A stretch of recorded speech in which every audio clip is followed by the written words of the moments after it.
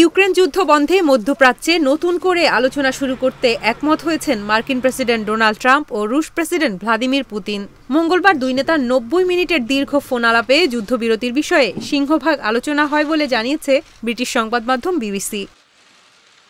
এই ঈদে জামা জুতো অ্যাকসেসরিজের ডিসকাউন্ট। ফোন আলাপের পর হোয়াইট হাউস থেকে দেওয়া এক বিবৃতিতে বলা হয়েছে, জ্বালানি ও অবকাঠামোতে যুদ্ধবিরতির মাধ্যমে শান্তি প্রক্রিয়া শুরুতে দুই নেতাই একমত হয়েছেন। খুব শিগগিরই শান্তি প্রক্রিয়া শুরু করতে মধ্যপ্রাচ্যে আলোচনা শুরু হবে বলে জানানো হয়েছে বিবৃতিতে। কাতার ভিত্তিক সংবাদ মাধ্যম আল জাজিরা বলছে, দীর্ঘমেয়াদী শান্তি প্রক্রিয়ার মাধ্যমে সংঘাত বন্ধে দুই নেতা একমত হয়েছেন। এছাড়া মধ্যপ্রাচ্যে কৌশলগত অস্ত্রের ব্যবহার বন্ধের বিষয়েও তারা একমত হয়েছেন। পাশাপাশি ইরানের বিষয়েও তাদের মধ্যে কথা হয়েছে।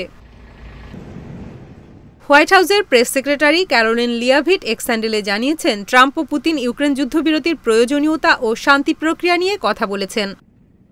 এক্সপোস্টে ক্যারোলিন লিয়াভিট বলেন, দীর্ঘমেয়াদী শান্তি প্রক্রিয়ার মাধ্যমে এই যুদ্ধবন্ধের বিষয়ে দুই নেতাই একমত।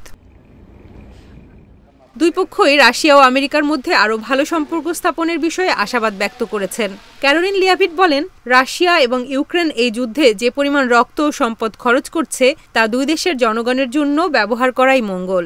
এই সংঘাতের কোনো প্রয়োজন ছিল না এবং অনেক আগেই এটা শেষ হতে পারত। ইসরায়েল ও ইরানের মধ্যে উত্তেজনা কমিয়ে আনার বিষয়েও দুই নেতা কথা বলেছেন বলে জানান তিনি। ফোন আলাপের পর ক্রেমলিনের এক বিবৃতিতে বলা হয়েছে, দুই প্রেসিডেন্টই ইউক্রেন পরিস্থিতি নিয়ে বিস্তারিত ও খোলামেলাভাবে নিজেদের মতামত তুলে ধরেছেন।